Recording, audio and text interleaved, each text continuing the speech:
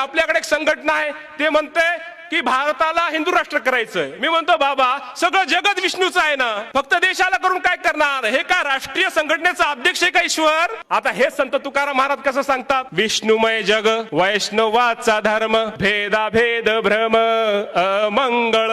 ऐका हो तुम्ही भक्त भागवत, करावे ते हित सत्य करा.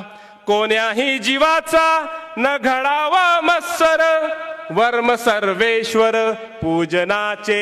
आता याच्यामध्ये काय आहे? भाषेचा फरक आहे, अज्ञान आहे. विष्णुमय जग, संत तुकाराम महाराज म्हणतात विष्णुमय जग, हे सगळं जग विष्णुमय आहे.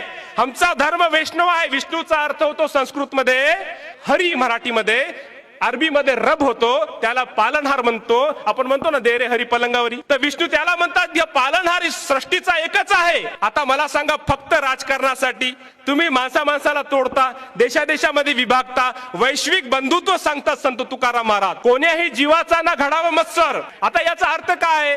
की हे सगळं जग विष्णूचं आहे आणि या सृष्टीमध्ये सर्व प्राणी, मानव, वेगवेगळ्या जाती धर्माचे, साऊथ आफ्रिका, चीन असतील, जपान असतील, बांगलादेश, पाकिस्तान, सगळ्या जगामध्ये, देशामध्ये कुठेही राहणारा हा माणूस हा ईश्वराचा आहे, विष्णूने निर्माण केलेला आहे. एकाही माणसाला जर दुःख झालं तर विष्णूला दुःख होते. हा